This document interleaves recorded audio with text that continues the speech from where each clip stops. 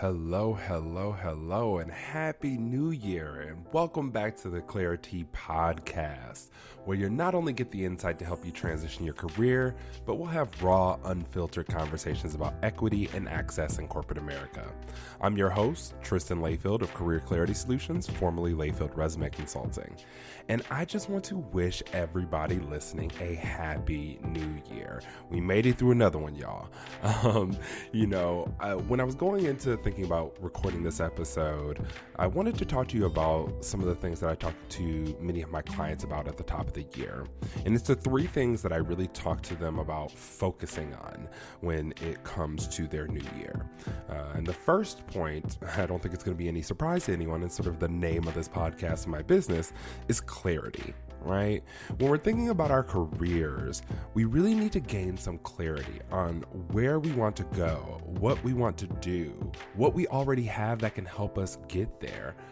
Oftentimes when I am working with people, they come to me in a spot where they don't know exactly what they want to do, but they're ready to do all these other actions, right? Like get their resume and LinkedIn and all that stuff together. Well, none of those things are actually going to bear fruit if you aren't clear on where you want to go, right? It's like putting in, it's like having a trip, right? And you go to the GPS, but you don't put in any destination and you expect to get there, right? You need to know what the destination is for you to get there. And you also need to know what tools, what skills, what abilities you have that you are already equipped with that can make you, sort of ready for that position now, or ready for that thing now, right? We all have transferable skills or transferable tools that we've gained over our careers or even just in living that can help us get to those next steps. And oftentimes part of that clarity conversation is really figuring out what you currently have that can help you get to where you're trying to go. The next thing that I like to talk to them about is alignment, because once you have that clarity, now it's time to really get aligned on a lot of the other things, right? You need to ask yourself, are your actions in alignment with where you want to go? Are you building habits that are in alignment with where you want to go, or what you want to do, or what you want to change, right? So we need to take time to really get all of our ducks in a row, get aligned in our actions and in the habits we're building, and start reviewing the actions that we have built, the things that we just sort of do on autopilot in our day-to-day lives that we aren't aware of, and ask ourselves, are these things helping us get to where we're trying to go? Now, that can be in your career, that could be personal, whatever the case may be, but you need to build actions and habits that help you get to the space you're trying to get to. And then the last thing is execution, right? We have to change our actions and our habits over time. I think many people think that you can just sort of wake up and change your habits, new year, new me. I don't like that phrase because it sort of erases all the old you, and all the old you still there, all the old habits, all the old everything. So you need to take some time to change your actions and habits. Give yourself some time and grace and space to be able to do that. And also, in part of that execution is now that you've gained the clarity and you started to align your actions and your habits with where you're trying to go, now we can take the time to really tailor those resumes, tailor that LinkedIn, figure out our networking strategy to really help us get to that next step. So I wanted to take a moment to share those little pieces with you all, because those are the top three things that I think about at the top of the year, but it is also the top three things that I implore my clients to think about to really set them off on a great foot for the new year. And so with that, that's going to be the only piece of feedback, advice, guidance that I'm going to give on this solo episode here. But I really wanted to get on here because I actually read an article while I was on break from the Wall Street Journal that quite frankly pissed me off. And so I wanted to get on here and talk to you all about this today. And I hope that many of you all will tweet me or write in the comments or message me on LinkedIn about what your thoughts are with this article too. And the article is titled, Your Coworkers Are Less Ambitious. Bosses Adjust to the New Order. And the first sort of little, sometimes in those articles, they give you like a little preview into what it's about. In the little preview, it says, for a growing number of professionals, the days of unpaid overtime and working through weekends are in the past. And I highlighted that and was like, should this have ever been the norm? Like, why are we acting like this is a bad thing? This should not have been something that we have normalized in what we're doing in our day-to-day lives anyway. But let's keep going in the article, right? The first thing that they pose is, where have all the go-getters gone? And so I asked myself, how are we defining go-getters for this article? All right, because even from the little preview, it sounds like go-getter is tied to unpaid overtime and working through the weekends. And if that's what a go-getter is, I don't know if I want to be that or if I want to encourage people to ever be that. But one thing I thought was really interesting, they spoke to somebody who's the president of this company that makes digital ticket scanners or whatever the case may be. And the president said, the passion that we used to see in work is lower now, and you find it in fewer people, at least in the last 2 years. And now this company is based in Columbus, Ohio, and recently they moved 20 of their remote engineering and marketing roles to Canada and India, where they said it's easier to find talent that will go above and beyond. So what I heard from this president was that passion and above and beyond means that you need to do things that you don't get paid for here, right? That's what I'm hearing, right? And then the next thing that it said too is they add, since the onset of the pandemic, several employees have asked for more pay when managers ask them to do more work. She says, it was not like that before COVID at all. Now, imagine people wanting to get paid for the work that you are asking them to do. What a innovative concept, right? We are so mad that people now have determined that they have a bit more agency to ask you for money and have determined that their time is worthy of being paid for, especially if they're taking it away from the personal things that they want to be doing, whether that's building skills that they want to build, whether that's spending time with family, whether that's just sitting on the fucking couch and playing video games, whatever it is, that's their time. And shouldn't they be compensated for it? And so why are we tying passion inside of work or going above and beyond work to, the people being go-getters, right? I don't necessarily see it in that fashion. If you're going to ask people for their time, you should pay people for their time, simply put.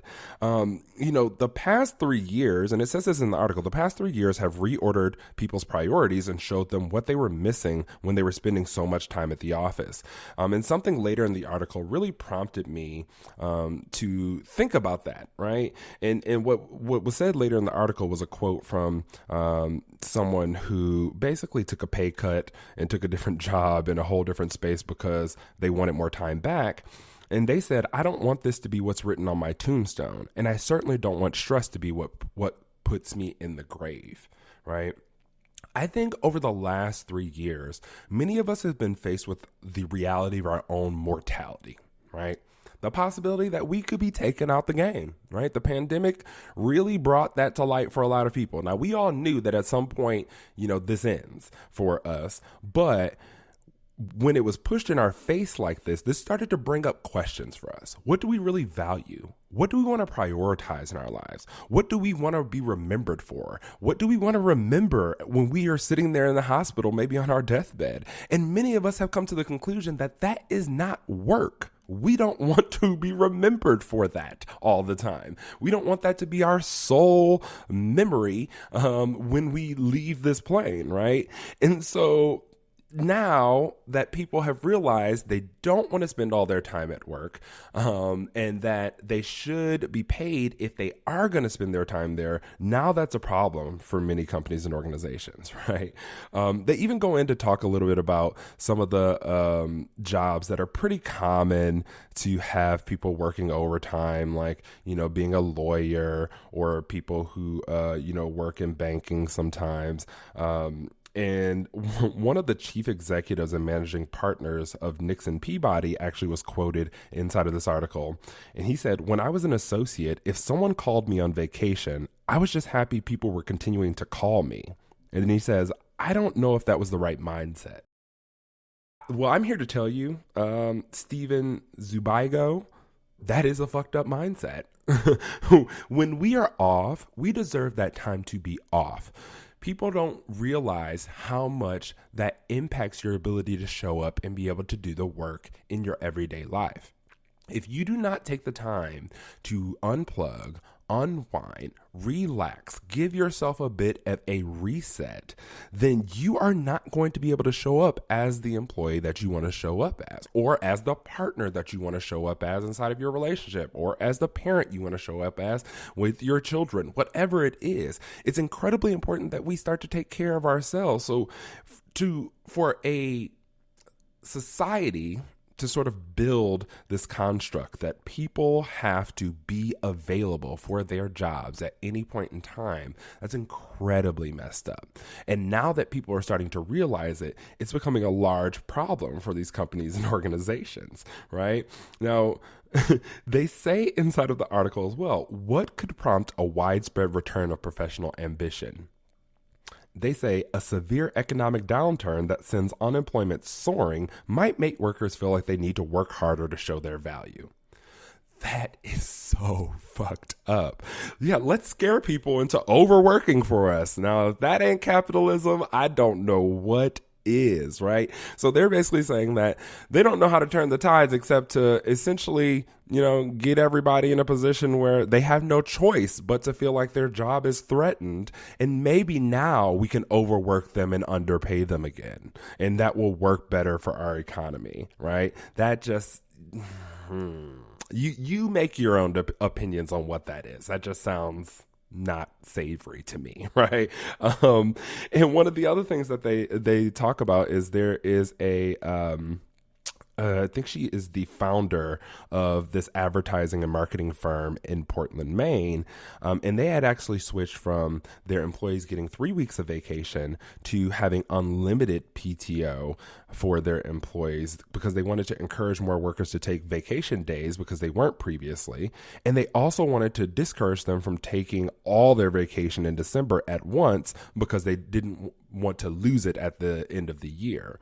And so now, since they've made that shift to unlimited PTO, so many people want to take time off in the summer and around winter holidays that they're now considering shutting down the entire office for a week twice a year. And that requires them to tell clients far in advance that there might be dark weeks where they can't reach people at the company. And they said this in a way that sort of seems like that's a problem inside of this article. But to me, this is something that just simply makes sense, right? We need to shift our practices.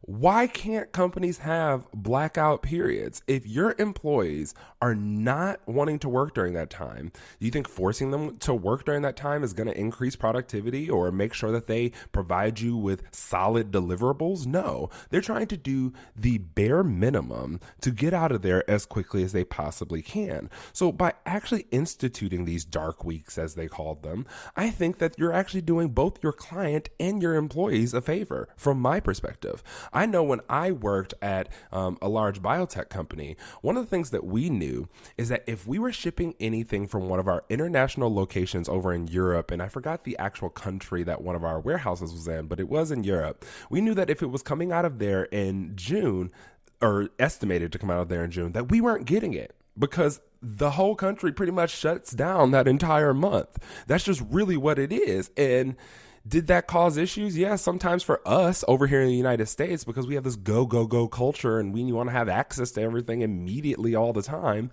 But over there, that's just the norm. That's what it was. And even the employees over there were like, hey, sorry, we're gone. Their out of offices were on, and I didn't get an email back from them until they came back in July. It just simply was what it was. So I don't think that instituting 2 dark weeks inside of a whole calendar year is going to be the end or the demise of your business, right? And if it is, then so be it. But I really think that it shows that you're listening to your employees. And if your employees are taking all of their time off around that time, it's just a better business practice for you to go ahead and shut it down. That's just my opinion.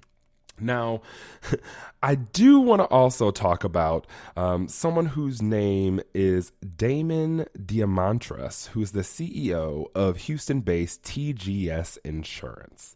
Now, Mr. Diamantris said something that was very, very interesting to me. And the quote is, if you're okay, let me back up. Let me tell you a little bit about where this comes from. In a recent job listing for a property and casualty insurance agent, his company, TGS Insurance, laid out these expectations, right? And the expectations were, if you're okay with just getting by or are a quiet quitter, this will be too fast paced for you. We're looking for people that want a new Mercedes. Listen to that again. If you're okay with just getting by or are a quiet quitter, this will be too fast paced for you. We're looking for people that want a new Mercedes. I have a question for you, Mr. Diamantis, and I'm going to see if I can find your social media because I'd love to tag you in this.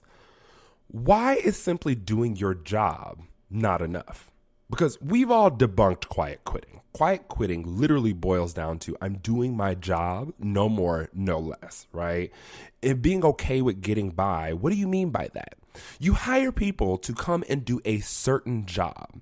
And then you tell them, if you don't go above and beyond at this job, the thing that we've already agreed that you're going to do, I agreed to it, you agreed to it, we've agreed that these are your actions. But if you don't go above and beyond that, then you don't deserve a new Mercedes or you don't deserve to work here, right? Why shouldn't employees be able to get the new Mercedes by simply doing what they agreed to do for your company or organization? Why do they have to go above and beyond for your company or organization? Another question I have for you, Mr. Diamantis, is what is your company doing to go above and beyond for its employees?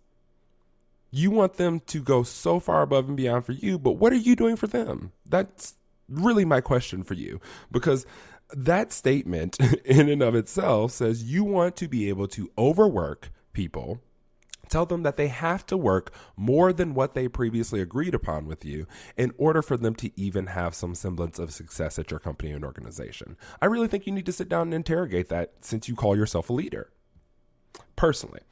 Now, moving on inside of the article, they also talk about how in August, a survey of 1,234 HR employees, one of the results was 45% of them said that their organization struggled more than usual to motivate employees to work beyond the required scope of their job in the past 6 months. Now, this study was done by the Society for Human Resource Management. So 45% of them said that they struggled to motivate employees to work beyond the required scope of their job. Why are we trying to get employees to work beyond the required scope of their job? Why? Are you paying them beyond the required scope of their job? What I know is most of these companies that are complaining about this are companies who have salaried employees, meaning that they don't get overtime pay. Right? And I understand why we have salary employees, but that doesn't mean that we can just take advantage of these people, that we can just force them to work as many hours as possible in order for them to be successful at our company or organization, or that we can't budget for more people to come work inside of the company instead of overloading these people with work so they have to commit to 80-hour work weeks. No, that's not what we need to be doing. We should not be motivating people to go beyond their scope. We should be making sure that we set the scope of work and that everyone agrees on what the work is and pay people for the work that they agreed to come and do. Now, if people want to do above and beyond, I'm not telling anyone to not do above and beyond, but I just really want us to question why that has to be the norm for people. Why people cannot come and just simply do their jobs, what they agreed to. Why is that a problem? Personally, I feel like those people are the backbone of companies and organizations, the people who want to simply come and do their jobs. Ambitious people are great. We need ambitious people. We need people who want to be in leadership positions. We need all of these type of things. But we also need people who want to simply just come and do their jobs and do a good job at it. And that's it. And simply move on. So I think that's really where I'm coming from with this article. My biggest issue is, why does ambition simply have to be tied to me working above and beyond for a company or organization that won't pay me for my time? I think we really need to sit with that question. Why have we built this construct for people, right? Why did ambition become synonymous for overworking? Why can't my ambitions lie elsewhere? Right. I really just think these are all questions that we need to sit with. So, this Wall Street Journal article was incredibly interesting to me. I'm going to try to make sure that I tag the authors, Lindsay Ellis and Ray A. Smith from the Wall Street Journal, because I'd love to get some dialogue going with them. I'm also going to tag a couple of people whose comments I reference from inside of the article, because I want to get some dialogue going with them. But most importantly, for those of you who are listening in this New Year's week or shortly thereafter, I want to get some dialogue with you. So make sure to tweet me. Make sure to comment on the Instagram post. Make sure to comment on the LinkedIn post. DM me. Let's have some conversation about this, because I don't think that ambition is dead. I think the overwhelming majority of people have just shifted where their ambition is focused, or where it lies. And it no longer lies with work. In a capitalistic society, that rubs up against everything that we know. So I want to have a little conversation about that. But for now, that's where I am going to leave this conversation. So you all can find me and start having these conversations at Layfield Resume, LayfieldResume on Twitter and Instagram. And you can find me on LinkedIn at Tristan Layfield. There's going to be links to all of my socials inside of the show notes, as well as a link to this article that I referenced here in this episode. So make sure to check it out, and let's have a little bit of dialogue about it. So until next time, appreciate you joining me. Talk to you soon.